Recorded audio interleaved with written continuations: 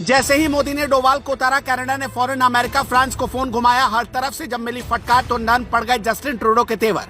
दो तरफ से घेरा गया कनाडा। 24 घंटे पहले जो खालिस्तानियों का कर रहा था महिमा मंडन, 24 घंटे में मोदी से मांगने लगा माफी।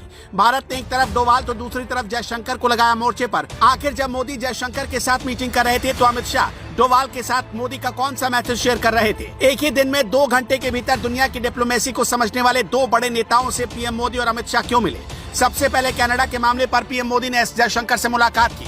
उसके कुछ ही देर बाद अमित शाह ने अजीत डोवाल से मुलाकात की। ये मुलाकात जब चल रही थी उससे कुछ ही घंटे पहले कनाडा के प्राइम मिनिस्टर जस्टिन ट्रूडो के तेवर ढीले पड़ गए थे। ये तेवर ढीले क्यों पड़े, इसे अच्छे से समझने के लिए आज मोदी ने क्या किया वो देखिए। अचानक मोदी के एक बार के न्योते पर दुनिया के सुपर पावर 3 देशों ने गणतंत्र दिवस समारोह का मेहमान बनने के लिए रजामंदी दे दी।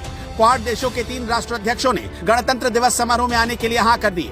ऑस्ट्रेलिया के प्रधानमंत्री एंथनी एल्बनीजे, अमेरिका के राष्ट्रपति जो बाइडेन और जापान के प्रधानमंत्री फूमियो किशिदा भारत के मेहमान बनेंगे। रूस के बाद कनाडा दुनिया का सबसे बड़ा दूसरा देश है, लेकिन उसकी आबादी भारत के राज्य ओडिशा के बराबर है। लेकिन कनाडा अमेरिका का पड़ोसी मुल्क भी है। अमेरिका के साथ कनाडा की 8,831 किलोमीटर की सीमा लगती है। कनाडा की 80% आबादी इसी अमेरिका से सटे बॉर्डर के आसपास रहती है, जिसे साउदर्न कनाडा कहते हैं। ऑन्टारियो नाम के प्रोविंस से कनाडा के 38% जीडीपी का हिस्सा आता है और ये ओंटारियो अमेरिका से सटा हुआ है। खबर है कि भारत से तनातनी के बीच कनाडा ने अमेरिका को फोन घुमाया, लेकिन अमेरिका ने भारत का ही साथ दिया और साथ ही कनाडा को चेता दिया कि अगर कनाडा भारत की बात नहीं सुनता तो ओंटारियो में उसकी आर्थिक प्रगति पर रुकावट आ सकती है। इसके अलावा फ्रांस और ब्रिटेन से भी कनाडा ने मदद मांगी, तो जवाब मिला कि भारत कभी कुछ गलत नहीं करता।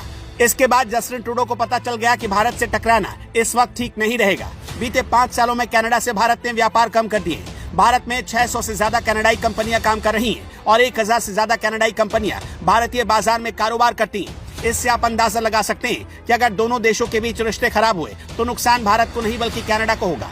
कनाडा के प्रधानमंत्री जस्टिन ट्रूडो जिस हरदीप सिंह निज्जर का जिक्र कर रहे थे, 3 महीने पहले वो मारा गया। इस बीच जस्टिन ट्रूडो भारत भी आए। तब तक उनको निज्जर के बारे में ज्यादा चिंता नहीं थी। पीएम मोदी के साथ डिनर भी कर रहे थे, तब भी चिंता नहीं थी। लेकिन जैसे ही कनाडा पहुंचे उन्हें निज्जर की चिंता सताने लगी। दरअसल हुआ कुछ यूं कि खालिस्तानियों को सपोर्ट करने वाले कनाडा के पीएम को पीएम मोदी ने ज्यादा भाव नहीं दिया।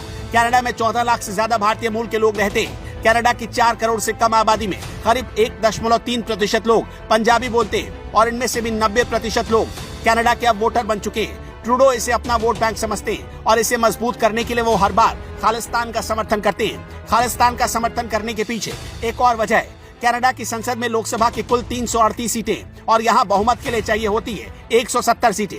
कनाडाई प्रधानमंत्री जस्टिन ट्रूडो की लिबरल पार्टी के कुल 158 सांसद ही जीत कर आए थे। ऐसे में वो जादुई आंकड़े से 12 सीटें दूर थे। इस स्थिति में उन्होंने कनाडा की न्यू डेमोक्रेटिक पार्टी का समर्थन लिया। कनाडा की संसद में न्यू डेमोक्रेटिक पार्टी के कुल 24 सांसद जीत कर आए।